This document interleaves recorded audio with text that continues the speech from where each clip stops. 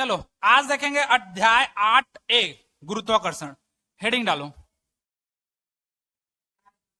हाँ,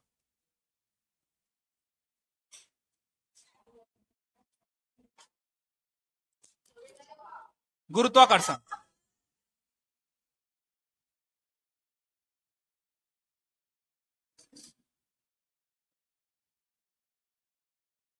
ग्रेविटी या ग्रेविटेशनल जो भी कह सकते हो, है ना। ग्रेविटी लिख सकते हो या ग्रेविटेशनल लिख सकते हो। TATIONAL या ग्रेविटेशन, ये इतना तक लिख दो।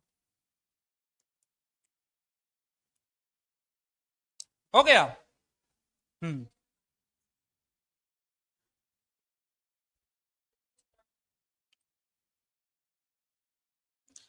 अब देखो, गुरुत्वाकर्षण है क्या चीज।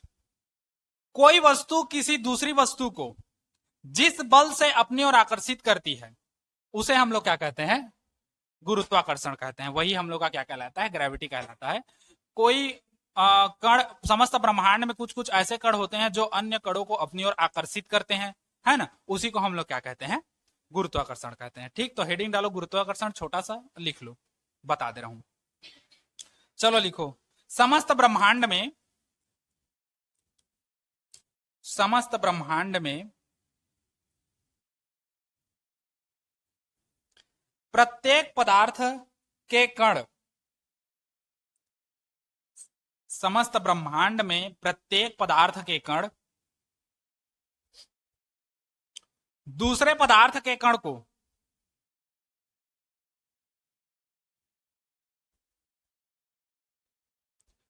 दूसरे पदार्थ के कण को जिस बल से अपनी ओर आकर्षित करते हैं, जिस बल से अपनी ओर आकर्षित करते हैं उसे गुरुत्वाकर्षण कहते हैं।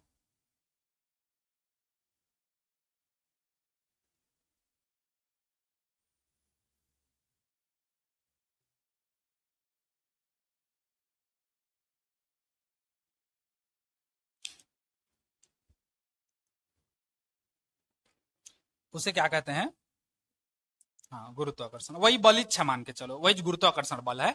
जिस बल से अपनी ओर आकर्षित करता है उसी को गुरुत्वाकर्षण या गुरुत्वाकर्षण बल कहते हैं।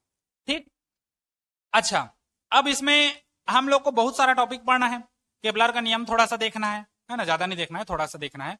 और न्यूटन का गुरुत्वाकर्षण का नियम देखना है। और इसमें बहुत सारा टॉपिक है हम लोग का, भर भर के है टॉपिक, ऐसा नहीं कि छोटा सा है ना। ये चैप्टर में 8-10 टॉपिक है इसमें, है ना। सार्वत्रिक गुरुत्वाकर्षण का नियम है, पृथ्वी से ऊपर जाने पर जी के मान में परिवर्तन, पृथ्वी से नीचे जाने पर जी के मान में परिवर्तन, है ना। छोटा जी, बड़ा जी, जी और जी में संबंध, ए जी ओ जी, लो जी सुनो जी, है ना। नवीं में पढ़े हो ना, जी और जी में संबंध, ये स्मॉल जी और कैपिटल जी, रिलेशन बिटवीन छोटका जी बड़का जी, बस वही है हम लोग का।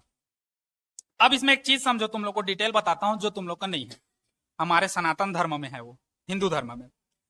इसमें तुम लोग एक चीज पढ़ोगे, न्यूटन के गुरुत्वाकर्षण का नियम। लेकिन अगर वास्तव में देखो तो हमारा एजुकेशन सिस्टम पूरा गलत है। एजुकेशन सिस्टम गलत है, कहने का कारण क्या है, हम लोग बचपन से क्या पढ़ते आ रहे हैं, न्यूटन के गुरुत्वाकर्षण का नियम। लेकिन वास्तव में न्यूटन का गुरुत्वाकर्षण का नियम नहीं है।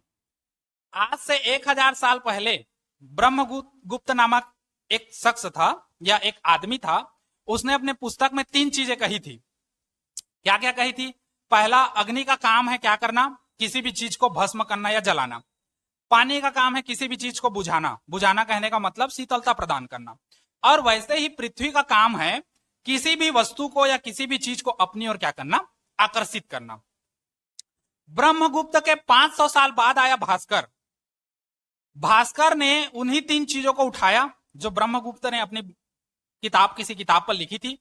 और उसने कहा कि जैसे ब्रह्मगुप्त ने कहा था कि पानी का काम है बुझाना, सबको शीतलता प्रदान करना, अग्नि का काम है सबको क्या करना, भस्म करना, उसी तरह पृथ्वी का काम है सबको अपनी ओर आकर्षित करना। तो इस आकर्षण को आज मैं नया नाम देता हूं, और वो आकर्षण का नाम उसने क्या किया, गुरुत्वाकर्षण नाम दिया। उसके 500 साल बाद आया कौन, न्यूटन।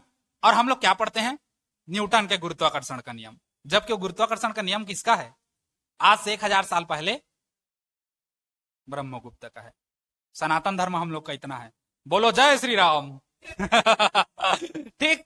तो उसके बाद हम लोग पढ़ेंगे न्यूटन के गुरुत्वाकर्षण का नियम। हेडिंग डालो चलो।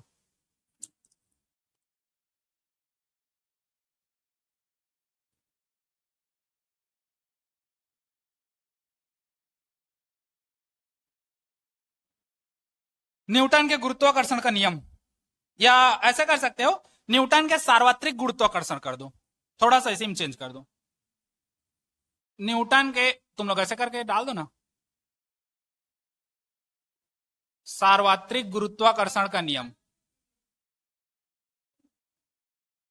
हाँ तो न्यूटन भैया है, देख रहे हो। न्यूटन के सार्वत्रिक गुरुत्वाकर्षण का नियम। न्यूटन के बारे में कई तो चीज है। पांचवी फेल था कहते हैं, है ना। और क्या क्या कहते हैं, एक सेब उसके सिर में गिरा, है ना, तो उसको पता चला क्या का, ग्रेविटी का, कि कोई भी चीज नीचे आती है तो पृथ्वी उसको खींच रही करके। जबकि ब्रह्मगुप्त तो उसको कब का बोल चुका था, है ना, करीब 1000 साल पहले। उसके बाद 500 साल बाद उसके आया भास्कर, जिसने कहा उसको गुरुत्वाकर्षण नाम दिया। उसके 5 साल बाद न्यूटन आया। और न्यूटन को कैसे पता चला, सेब के पेड़ के नीचे बैठा था, एक सेब उसके सिर में गिरा तो उसको पता चला क्या है, ग्रेविटी है। इतना दिन से पेशाब कर रहा था तो ऊपर जा रहा था क्या, वो भी तो नीचे गिर रहा था ना। उस समय उसको नहीं आया मैं जो भी करता हूँ नीचे जाता है करके। है ना। तो वही है, बोलने के लिए है। ठीक। न्यूटन के सार्वत्रिक गुरुत्वाकर्षण का नियम, हेडिंग डालू। ठीक।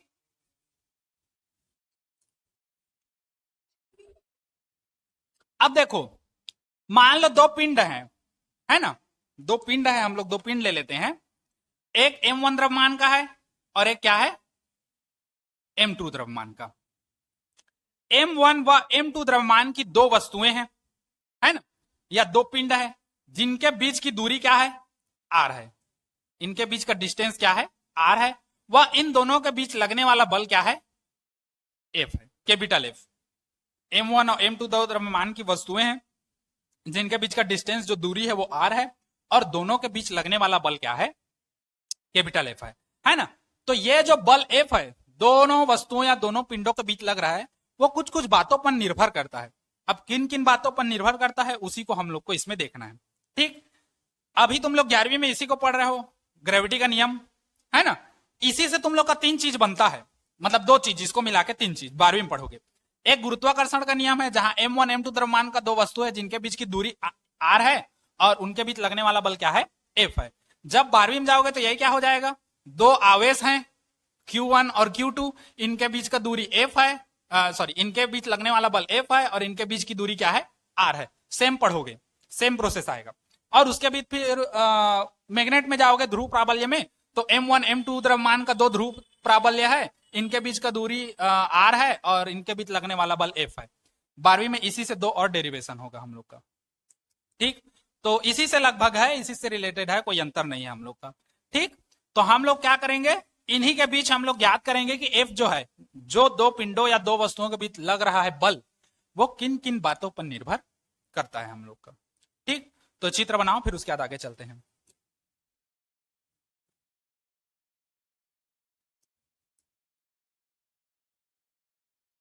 चित्र को बनाओ चलो।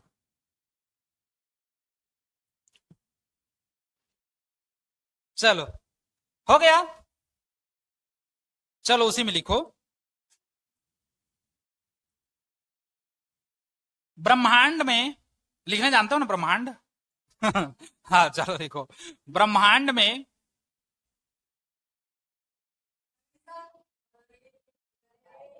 गए आज इतना लेट। चलो लिखो, ब्रह्मांड में प्रत्येक पिंड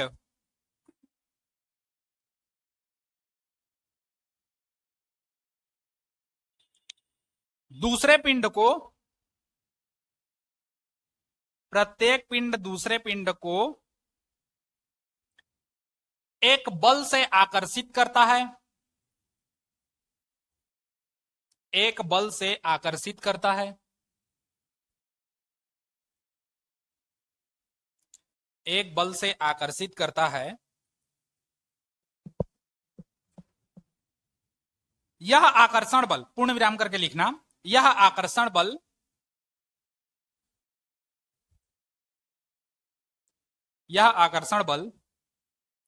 उनके द्रव्यमानों के गुणनफल के अनुक्रमानुपाती,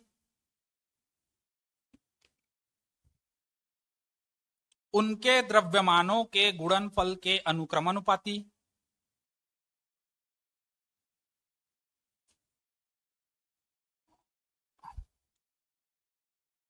उनके द्रव्यमानों के गुणनफल के अनुक्रमानुपाती तथा उनके बीच की दूरी के, उनके बीच की दूरी के वर्ग के व्युत्क्रमानुपाती होता है, वर्ग के व्युत्क्रमानुपाती होता है।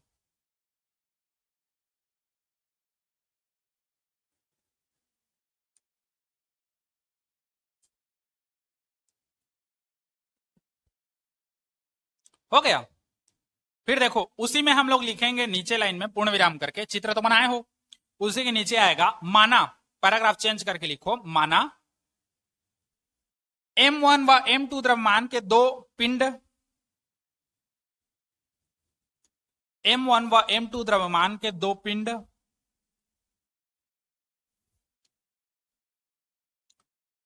जिनके बीच की दूरी स्मॉल r है, छोटा r, जिनके बीच की दूरी क्या है, r है, स्मॉल r, व उनके बीच लगने वाला बल कैपिटल F है, बड़का F, व उनके बीच लगने वाला बल बड़का F है, मतलब कैपिटल F है। हो गया।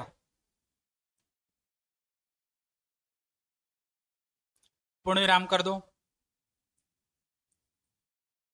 तब इस नियम के अनुसार, हाँ उसी के नीचे, तब इस नियम के अनुसार अल्प विराम करना,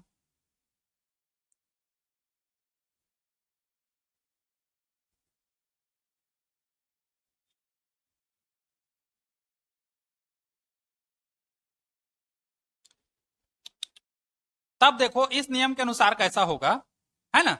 इस नियम के अनुसार, अब नियम क्या बताया, एक पिंड दूसरे पिंड पर बल लगाता है, आकर्षण बल, और यह जो आकर्षण बल है, यह जो आकर्षण बल है, ये इन दोनों वस्तुओं या इन दोनों पिंडों के द्रव्यमान के गुणनफल के अनुक्रमानुपाती होता है, व इनके बीच की दूरी के वर्ग के क्या होता है, व्युत्क्रमानुपाती होता है।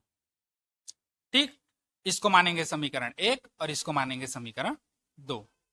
ठीक, क्या बोला कि जो दो पिंडों पर बल लगता है, आकर्षण बल, वो इन दोनों पिंडों के द्रव्यमान के गुणनफल के अनुक्रमानुपाती व इनके बीच की दूरी के वर्ग के क्या होता है, व्युत्क्रमानुपाती। कहने का मतलब अगर वस्तु का द्रव्यमान ज्यादा होगा तो आकर्षण बल का भी मान क्या होगा, ज्यादा होगा। और यहां पर व्युत्क्रमानुपाती है, मतलब आर का मान बढ़ाते हो, आर का मान बढ़ाते हो तो एफ का मान क्या होगा, कम होगा।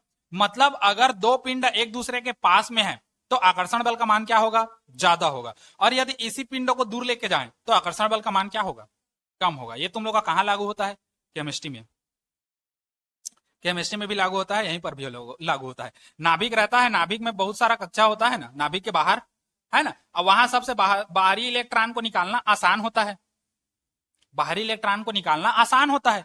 क्यों आसान होता है, जो मुक्त ऊर्जा के रूप में बाहर निकलती है। मुक्त ऊर्जा वह ऊर्जा है जो किसी परमाणु के अंतिम कोश के इलेक्ट्रॉन को निकालने में सहायक होती है ना। कम से कम ऊर्जा में हम लोग यहां पर के इलेक्ट्रॉन को बाहर निकाल देते हैं। क्यों, क्योंकि यहां नाभिक से उसकी दूरी क्या है, ज्यादा है, और दूरी ज्यादा है तो आकर्षण बल का मान क्या होगा, कम होगा, और आकर्षण बल कम होगा तो आराम से थोड़ा सा ऊर्जा देके हम लोग इसको, आराम से बोला कि हराम से बोला, आराम से, है ना, आराम से इसको हम लोग क्या कर देंगे, बाहर निकाल देंगे। वहीं अगर इलेक्ट्रॉन यहां होगा तो इसको बाहर निकालने के लिए हम लोग को ज्यादा एनर्जी देना पड़ेगा। क्यों, क्योंकि यहां पर तो नाभिक और इलेक्ट्रॉन की दूरी कम है, और अगर दूरी कम है तो आकर्षण बल का मान क्या होगा, ज्यादा होगा। ठीक, तो ये ग्रेविटी में भी काम आता है और वहां पर भी काम आता है। आयनन ऊर्जा जिसको कहते हैं, मुक्त ऊर्जा कहता हूं, आयनन ऊर्जा है। ठीक, कक्षा 9वीं में पढ़े हो, 10वीं में है शायद, 10वीं में है, अभी भी पढ़ रहे होगे, आयनन ऊर्जा है वो। ठीक, तो वो यहां भी काम आता है तुम लोग का, समझ गए। अब देखो समीकरण 1 और 2 को जुझा के लिखने पर, मतलब जोड़ के लिखने पर, समीकरण 1 व 2 से दोनों का F बराबर है, तो F अनुक्रमणपाती, ये दोनों आपस में एक हो जाएगा, मतलब ये हो जाएगा m1 m2 बटे r स्क्वायर। अब अनुक्रमणपाती हटाओगे तो एक नियतांक लगता है ना, श्री राम भगवान को भी पता था लेकिन वो बताए नहीं। F बराबर अनुक्रमणपाती हटाओगे तो एक नियतांक लगेगा क्या, g, और ये हो जाएगा m1 m2 बटे r स्क्वायर। ठीक, ये जहां g क्या है,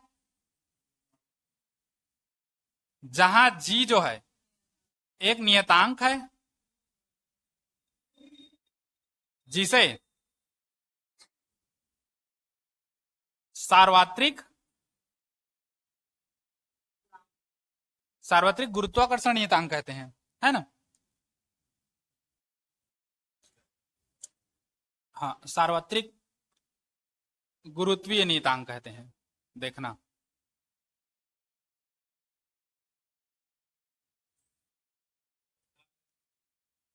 सार्वत्रिक गुरुत्वीय नियतांक कहते हैं, ध्यान हो गया। अब इसको नोट करो तो ये हो गया ना। अब अगर तुम लोग को सार्वत्रिक गुरुत्वाकर्षण का नियतांक चाहिए, सार्वत्रिक गुरुत्वाकर्षण का जो नियतांक है उसका अगर परिभाषा चाहिए, तो हम लोग क्या करेंगे, सबको एकांक मान लेंगे, है ना। सबको एकांक मानने का कहने का मतलब क्या है, यदि यहीं से एक्स्ट्रा है ना, ये सब अब एक्स्ट्रा चलेगा यहीं से, यदि m1 व m1 बराबर m2 दोनों एक हो, मतलब एकांक, व डिस्टेंस भी क्या हो, एकांक, तो f बराबर कितना हो जाएगा, g, क्योंकि सब एक हो गए, तो एक हो गए तो f बराबर क्या हो जाएगा, g। अर्थात यहां से एक परिभाषा निकलेगा, यदि एकांक द्रव्यमान की दो वस्तुएं जो एक दूसरे से एकांक दूरी पर स्थित हो, तो उनके बीच लगने वाले आकर्षण बल का मान, वही हम लोग का क्या कहलाएगा, सार्वत्रिक गुरुत्वाकर्षण नियतांक कहलाएगा। ठीक, ये हम लोग का एक परिभाषा बनता है, तो इसको ना लिखो तो चलेगा। ठीक, हाँ, इसके बाद इसी में देखो, मत लिखो ना, क्या करोगे, ये तुम्हारा बताने के लिए था खाली।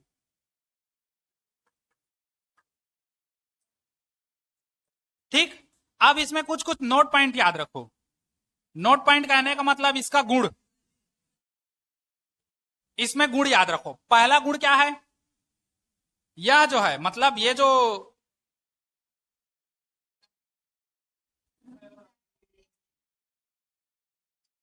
है आकार, क्षेत्रफल, आकृति, इन सब पर निर्भर नहीं करता, है ना। तो यह आकार,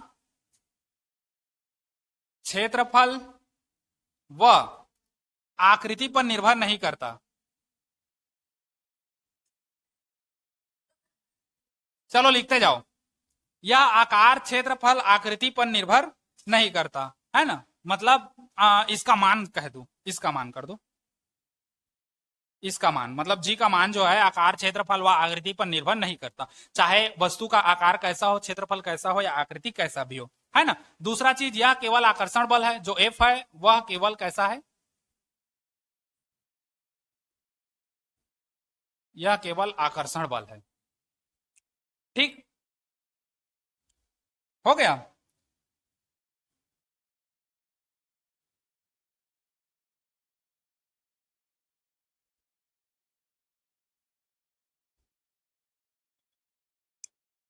तीसरा चीज याद रखना, यह कैसी राशि होगी, सदिश राशि, क्योंकि बल के खानदान से है। ये सब बात हम लोग का F के बारे में हो रहा है ना, ये जो सब बात है जितना, ये बल के बारे में हो रहा है। बल का मान आकार, क्षेत्रफल, आकृति पर निर्भर नहीं करता, यह केवल आकर्षण बल है। और यह कैसी राशि है, सदिश राशि, क्योंकि बल के खानदान से है, और बल हम लोग का कैसा राशि है, सदिश राशि। तो ग्रेविटी भी हम लोग का, ग्रेविटी फोर्स भी हम लोग का कैसा राशि होगा, सदिश राशि होगा। ठीक, अच्छा, इसका मान देख लो कितना कितना होता है। मान, मात्रक, विमा हम लोग को सब देखना है।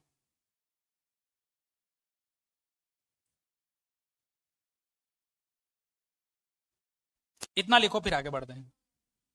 हो गया ना? चलो, अब इसी का हम लोग को मात्रक चाहिए।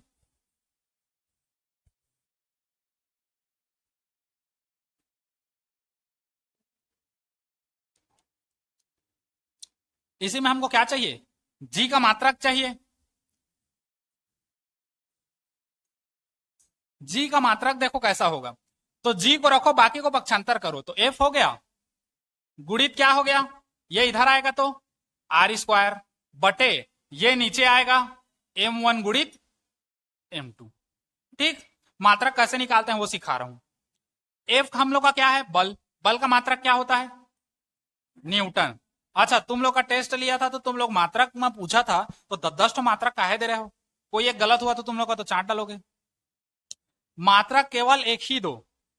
हमको नहीं पूछा है कि एमकेएस में बताइए, ये सीजीएस में बताइए, वो केवल मात्रक पूछा है, तो केवल मात्रक दो आप लोग, है ना। और बल का उतना लंबा चौड़ा मत दो किलोग्राम वाला, सीधा तुमको न्यूटन पता है, न्यूटन दो ना, मात्रक तो है ना वो। हाँ, तो फिर काहे उतना लंबा करते रहते हो? शॉर्टकट बनाना सीखो। न्यूटन, आर क्या है? दूरी। दूरी को किससे मापते हैं? मीटर से। लंबाई को मीटर से मापते हैं, तो मीटर का वर्ग हो जाएगा ये। और m1 क्या है? वस्तु। वस्तु का द्रव्यमान किससे मापते हैं? किलोग्राम से। यहां पर क्या होगा? किलोग्राम। तो ये हो जाएगा न्यूटन मीटर स्क्वायर बटे किलोग्राम का स्क्वायर। ठीक, ये होता है हम लोग का किसका मात्रक? जी का मात्रक। या न्यूटन मीटर स्क्वायर प्रति करके हिंदी में लिख लेना, और किलोग्राम का स्क्वायर, ये होता है हम लोग का।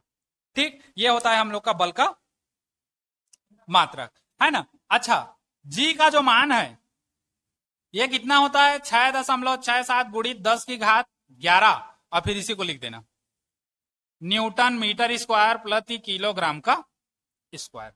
ठीक, ये जी का मान होता है 6.67 गुणित 10 की घात -11 है जी, सॉरी, -11 कर देना।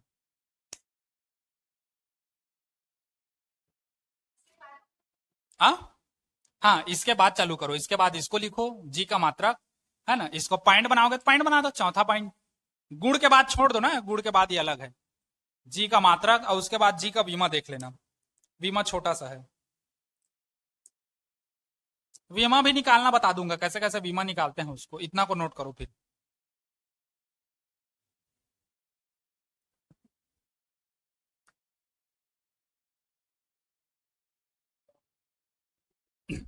अब देखो इसी में एक चीज, अगर इसमें और देखना चाहोगे ना, गुरुत्वाकर्षण बल में उसका गुण, तो एक गुण तुम लोग का ये है कि ये संरक्षी बल होता है ना, संरक्षी बल होता है। और अगर और देखना चाहते हो इसमें, तो जो ब्रह्मांड में हम लोग के पास जितने भी बल हैं, ब्रह्मांड में हम लोग के पास जितने भी बल हैं, उन सब में सबसे दुर्बल बल, सबसे कमजोर सस्ता बल यही है तुम लोग का गुरुत्वाकर्षण बल। कैसे समझो? सबसे दुर्बल बल, जितना भी नाभिकीय बल, वो सब जितना भी बल है हम लोग का, जो भी बल ले आओ, वैद्युत बल वगैरह सब, सबसे दुर्बल बल क्या है? यही है। अब कैसे समझो? देखो, मान लो किसी भी वस्तु को तुम लोग ऊपर से छोड़ते हो, तो सब कहां जाएगा? नीचे जाएगा। क्यों? क्योंकि धरती माता उसको क्या करती है? अपनी ओर खींचती है, आकर्षित करती है ना, ग्रेविटी के कारण। अगर मैं अपने हाथ में एक डस्टर को रख दूं, तो क्या धरती माता इसको अपनी ओर खींच पा रही है? नहीं पा रही है। अब देखो, धरती माता पृथ्वी कितना बड़ा है, वो अपना संपूर्ण बल लगा रही है इसको नीचे खींचने के लिए, लेकिन मैं एक छोटा सा हाथ पकड़ के इसको रख दिया हूं। अब समझो, मेरा औकात है क्या धरती माता के सामने? कुछ नहीं है, मैं तो एक छोटा सा कण, रेत का कण से भी छोटा हूं, क्योंकि धरती माता बहुत बड़ी है। अब धरती माता अपना संपूर्ण बल लगाकर इसको नीचे की ओर कर रही है, लेकिन मैं छोटा सा आदमी, मैं इसको अपनी ओर पकड़ के रखा हूं। मतलब गुरुत्वाकर्षण बल उस समय क्या हो गया? कमजोर हो गया। तो सबसे दुर्बल बल हम लोग का क्या है? ग्रेविटी बल है ना, ग्रेविटी फोर्स है। ठीक, ये होता है। अब इसी में ये देख लो तुम लोग का मात्रक हो गया। अब जी की विमा देखो,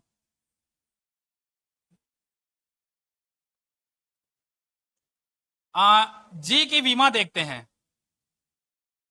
जी मतलब ग्रेविटी है ना हाँ सॉरी, ये है गुरुत्वीय नियतांक है। इसका विमा देखो, सूत्र तो यही रहेगा सेम। बीमा डालो, बल का बीमा क्या होता है, mlt माइनस 2। आर क्या है, दूरी, दूरी को किससे मापोगे, मीटर, और मीटर क्या है, लंबाई है, लेंथ, तो ये एल का क्या हो जाएगा, वर्ग, बटे एम क्या है, द्रव्यमान मतलब मास, और ये भी कितना है, द्रव्यमान मास। अब थोड़ा सा हल कर दो तो कितना हो जाएगा, ये दोनों ऊपर जाएगा तो एम का पावर 1 है, ये दोनों 2 है तो -2 होगा, है ना, गुणित एल का पावर 1 और 2 कितना हो गया, 3 हो जाएगा, और गुणित टी का सॉरी ऐसे, और टी का पावर कितना, -2, तो ये हो जाएगा m-1 L3 और t माइनस क्या हो जाएगा 2। ठीक, ये होता है हम लोग का किसका मात्रा, बीमा किसका होता है, जी का। ठीक, -1 3 और -2, इसको नोट कर लो, बस इतना ही है।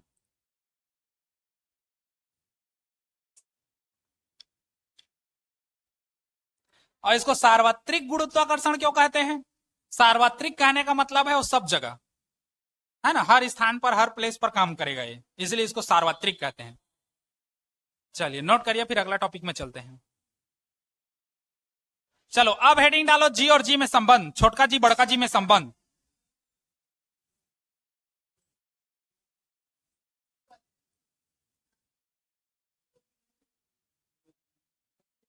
या गुरुत्वीय त्वरण को पहले बता दूं,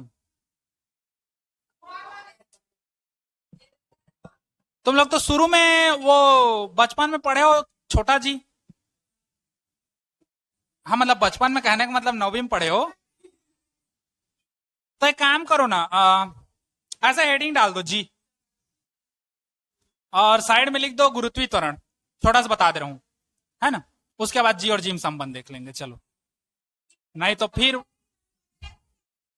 गुरुत्वीय त्वरण, आओ, वो वस्तु का भार mg नीचे की ओर होता था ना, उसमें जो जी लगता था ना, उसी जी के बारे में पढ़ेंगे हम लोग।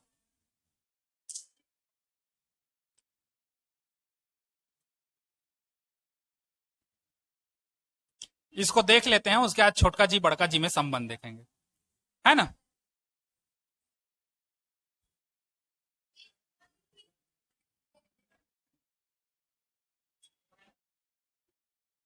आ गए गुरुत्वीय त्वरण, हाँ चलो, दो परिभाषा लिखवाता हूं, दोनों में से तुम लोग कोई सा भी लिख लेना। चलो लिखो, गुरुत्व के अधीन, गुरुत्व के अधीन, गुरुत्व के अधीन स्वतंत्रता पूर्वक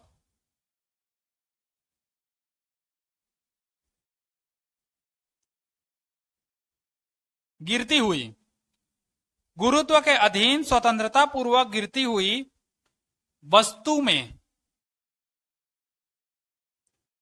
उत्पन्न त्वरण को, उत्पन्न त्वरण को गुरुत्वीय त्वरण कहते हैं।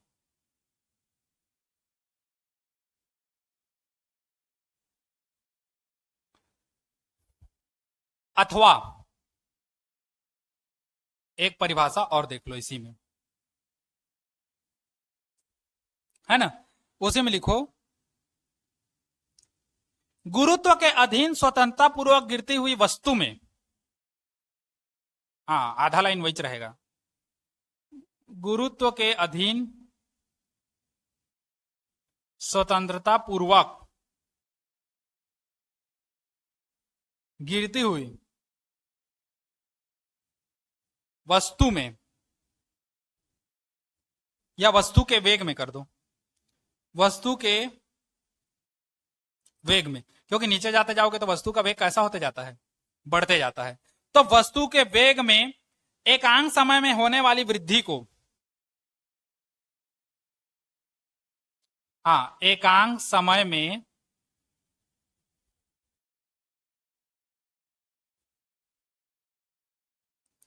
होने वाली वृद्धि को गुरुत्वीय त्वरण कहते हैं।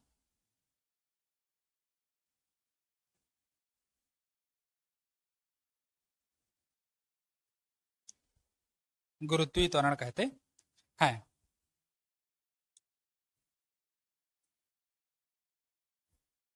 हो गया। अब देखो, समझो इसको, दोनों का कहने का सेंस वही है ना।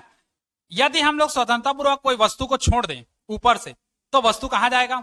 नीचे जाएगा।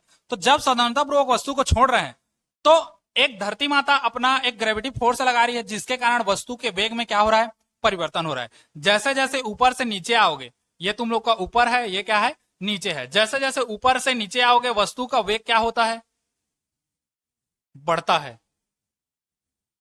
क्या हम लोग बढ़ा रहे हैं वस्तु के वेग को? नहीं, वो अपने आप बढ़ रहा है। तो किसके कारण बढ़ रहा है? धरती माता का कारण। यहां हम लोग का क्या है? धरती माता है ना, अर्थ। ठीक। तो ऊपर से नीचे आने पर जब वस्तु स्वतंत्रता पूर्वक हम लोग किसी वस्तु को छोड़ दे, तो स्वतंत्रता पूर्वक वस्तु को छोड़ते हैं तो वस्तु नीचे आता है, तो वस्तु का वेग क्या होता है? बढ़ता है। अर्थात वस्तु के वेग में क्या हो रहा है? परिवर्तन हो रहा है। और जहां वस्तु के वेग में परिवर्तन होगा, वहां कौन उत्पन्न होगा? त्वरण, एक्सेलरेशन। तो जो त्वरण उत्पन्न हुआ, उसी त्वरण को हम लोग क्या कहते हैं? गुरुत्वीय त्वरण कहते हैं। या दूसरे शब्दों में हम लोग ऐसा कह सकते हैं कि जब वस्तु को स्वतंत्रता पूर्वक छोड़ते हैं, तो वस्तु कहां जाता है? नीचे जाता है। तो नीचे जाता है, तो प्रत्येक सेकंड वस्तु के वेग में जो वृद्धि होता है, क्योंकि हर एक सेकंड वस्तु के वेग में क्या होना है? वृद्धि होना है। तो प्रत्येक सेकंड, हर एक सेकंड में, एक सेकंड में कितना बढ़ाओ, फिर अगले एक सेकंड में कितना बढ़ा, फिर अगले एक सेकंड में कितना बढ़ा, ये अगर हम लोग चेक करते जाएं, तो प्रत्येक सेकंड में वस्तु के वेग में क्या होती जाएगी? वृद्धि होती जाएगी। और इसे ही हम लोग वस्तु का क्या कहेंगे? गुरुत्वीय त्वरण। तो चाहो तो तुम लोग ये वाला परिभाषा लिख सकते हो, चाहे तो ये वाला परिभाषा। ये वाला तुम लोग के लिए सरल जाएगा, क्योंकि स्वतंत्रता पूर्वक वस्तु को ऊपर से नीचे छोड़ देते हो, तो वस्तु के वेग में वृद्धि होता है ना। और वस्तु में क्या उत्पन्न हो जाता है? त्वरण उत्पन्न हो जाता है। इसी को हम लोग क्या कहते हैं? गुरुत्वीय त्वरण कहते हैं। ठीक। इसमें और चीज याद रखना। पहला चीज इसी में देखो, नोट पॉइंट में चाहो तो नोट पॉइंट में बना के लिखेंगे। देखो, पहला, इसे जी से प्रदर्शित करते हैं, छोटा जी से। इसे स्मॉल जी से प्रदर्शित करते हैं, है ना। दूसरा, जी का जो मात्रक है वो क्या होगा? क्योंकि ये कैसा है? त्वरण है, तो जो त्वरण का रहता है वही जी का होगा। तो जी का मात्रक क्या होगा? मीटर प्रति सेकंड का वर्ग होगा, है ना। मीटर प्रति सेकंड का क्या होगा? स्क्वायर होगा। तो मीटर प्रति सेकंड का हम लोग वर्ग कर देंगे। अच्छा, तीसरा, इसकी विमा का बात करें, तो जो त्वरण का विमा होगा क्या होता है? m0L_t-2। क्योंकि मीटर प्रति सेकंड है, द्रव्यमान का तो बात हुआ नहीं, तो द्रव्यमान की क्या हो जाएगा? 0 हो जाएगा। ठीक, ये होता है। इतना नोट करो। फिर उसके बाद जी और जी में संबंध देखेंगे, इसी के बाद छोटका जी और बड़का जी में। बहुत। अब देखो, हाँ, अब हेडिंग डालो जी और जी में संबंध, रिलेशन बिटवीन छोटका जी और बड़का जी।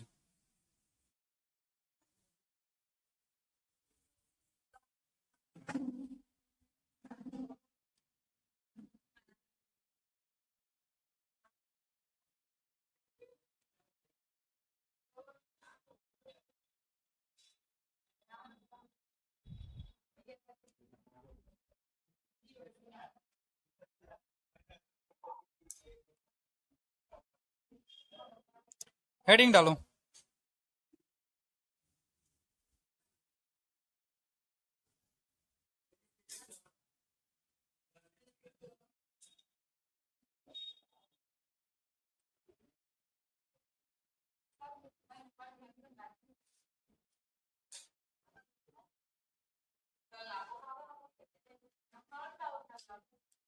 हो गया ये? हाँ जी, हो गया ना। अब समझो जी और जी में संबंध। मान लो एक पृथ्वी है, एक पृथ्वी, क्या एक ही ठो है हम लोग के पास, 10 तो थोड़ी है ना। मान लो एक धरती माता है, पृथ्वी, है ना। इस पृथ्वी का केंद्र O है, और इसका जो पृथ्वी की त्रिज्या है, इस त्रिज्या को हम लोग मान लेते हैं क्या? बड़ा आर। बड़ा आर मानने का रीजन ये है क्योंकि पृथ्वी बहुत बड़ी है, तो त्रिज्या भी इसकी क्या होगी? यहां होगी, है ना। त्रिज्या क्या होगी? यहां होगी। ठीक, इसलिए हम लोग क्या ले लिए? कैपिटल आर, क्योंकि स्मॉल आर दे नहीं सकते हम लोग, इसलिए बड़का आर दे दिए। मान लो इस पृथ्वी पर, इस पृथ्वी के कहना चाहिए ऊपर, जमीन पर एक वस्तु है ना। मान लो इस पृथ्वी का द्रव्यमान हम लोग क्या मान लेते हैं, कैपिटल एम, क्योंकि हम लोग का पृथ्वी बड़ा है तो द्रव्यमान भी बड़ा होगा और त्रिज्या भी बड़ा होगा। और यहां पर एक छोटा एम द्रव्यमान की एक वस्तु पृथ्वी पर स्थित है। ठीक, अब वस्तु को एम छोटा एम क्यों माने इसका द्रव्यमान, क्योंकि इसकी तुलना में वस्तु तो बहुत छोटी है, पृथ्वी की तुलना में हम लोग लइका है, लइका क्या पिचका है। ठीक, अब देखो, माना पृथ्वी जिसका द्रव्यमान कैपिटल एम व त्रिज्या क्या है, कैपिटल आर है। ठीक, पृथ्वी की सतह पर स्मॉल एम द्रव्यमान की क्या है, स्मॉल एम द्रव्यमान की एक वस्तु रखी है,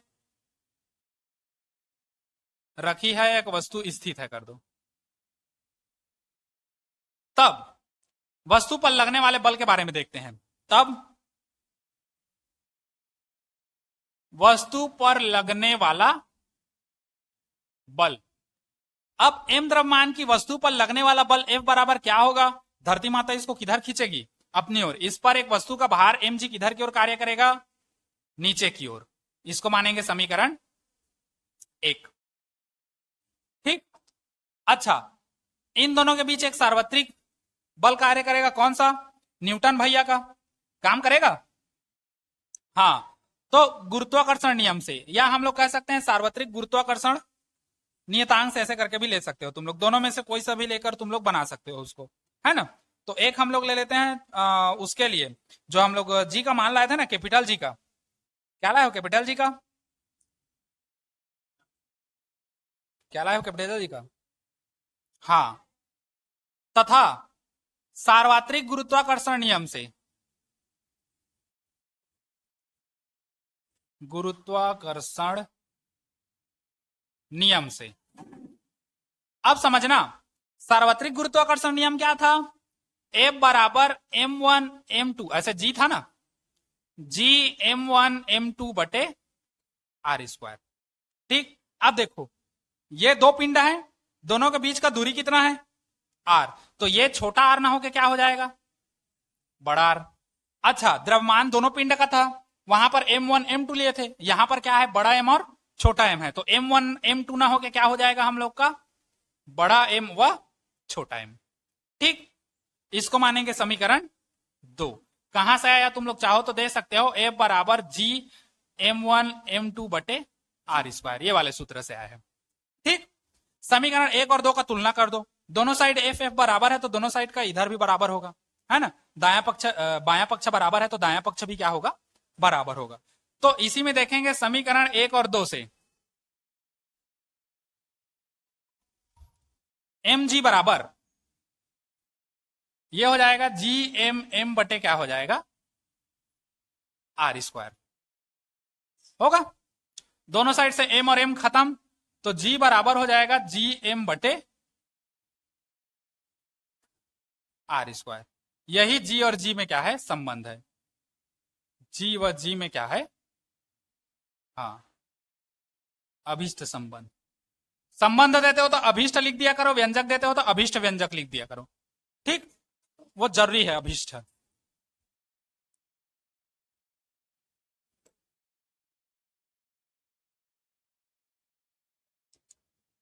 चलो आज के लिए इतना ही, आगे फिर बाद में देखेंगे। ठीक।